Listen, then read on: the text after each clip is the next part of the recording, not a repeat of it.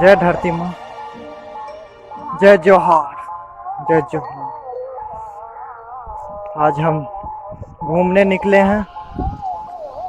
अभी हम सहरसा जिला के धवौली गांव, जो कि मेरा नानी घर है, हम यहाँ पर आए हैं। और इस प्राकृतिक वातावरण में गेहूं के पौधों से लबालब भरे खेत में, जो कि चारों तरफ दिख रहा है हमें, चारों तरफ सिर्फ गेहूं का खेत है। हरी हरी ये घासें आँखों के लिए बहुत अच्छी होती है, इसलिए हमें बहुत अच्छा लग रहा है कि यहाँ आकर हम घूम रहे हैं। और अभी ठंडी का मौसम चल रहा है, जनवरी का महीना है, लेकिन सुबह सुबह हल्का ठंड कुहासा रहती है, लेकिन सूर्य देव उगते हैं, जो कि हमारे लिए बहुत अच्छा है।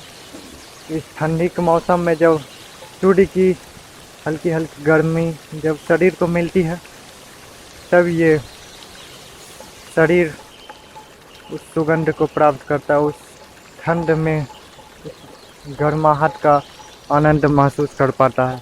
और इस खेत के बीच जब परम आनंद के इस सुहावने वातावरण में जोहार, जय जोहार, जोहार मिस होता है। प्रकृति से प्रेम, प्रकृति के प्रति समर्पण, वो निष्ठा, वो प्रकृति के उपासना में लीन। जय जोहार। यह हमारे आदिवासी, हमारे जनजातीय वर्ग जो प्रकृति से पूरे प्रेम करते थे और उनका पूरा जीवन प्रकृति पे आश्रित था। प्रकृति से वो हर एक चीज़, हर एक खाना पीना और हर चीज़ प्रकृति से लेते थे, पेड़ पौधे से लेते थे, और वो पूजा करते थे प्रकृति की। धरती माता की पूजा करते थे, जल की पूजा करते थे, हमारे सूर्य देव की पूजा करते थे। वो सूर्य देव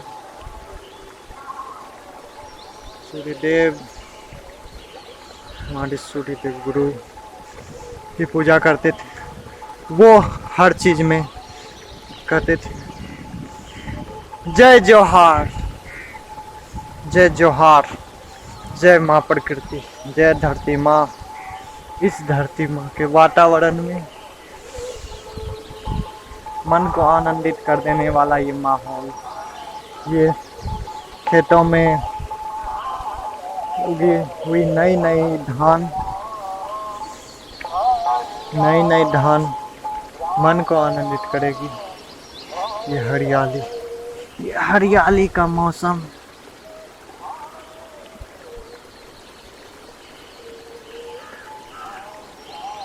धान नहीं,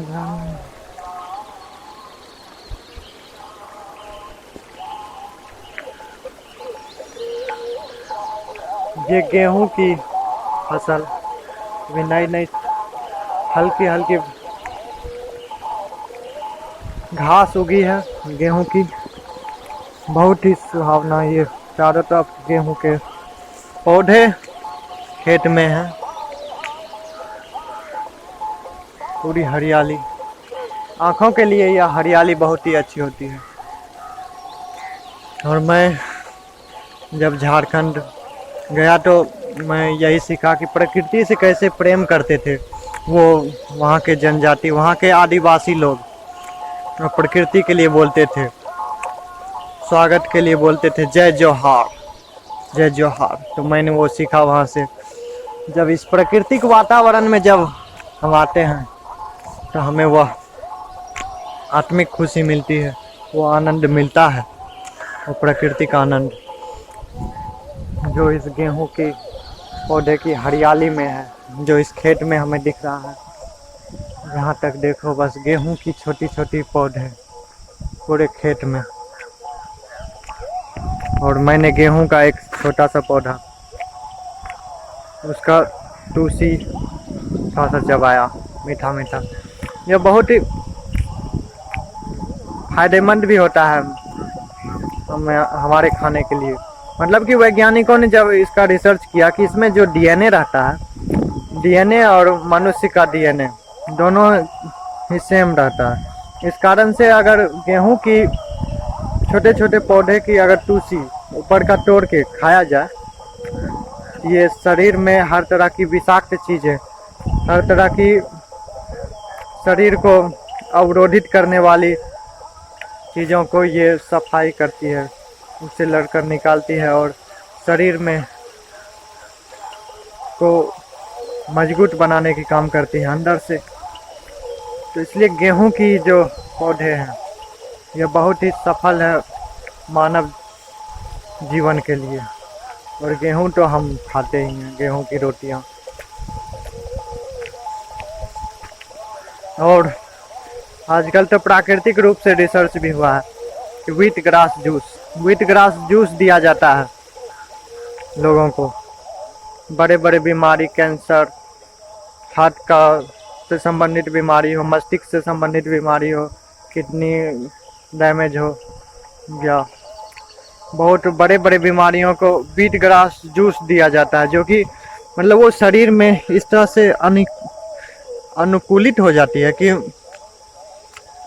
शरीर को ठीक करती है अंदर से। मतलब वो मजबूती देती है, सफाई करती है, ठीक ठाक करती है।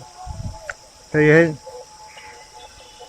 व्हीट ग्रास जिसको मैं चबा रहा हूँ अभी, मीठा मीठा स्वाद है इसका, अच्छा लग रहा है मुझे। इसी के साथ इस प्राकृतिक वातावरण में मुझे आना बहुत अच्छा लगता है। मैं अभी किसी के साथ आना चाहता था, मेरे एक मामा जी, मैं अभी नानी घर आया हूँ, मामा जी के साथ आ रहा था लेकिन मामा जी थोड़ा दूर चले गए हैं और मैं उनको छोड़कर मैं इधर आ गया घूमने।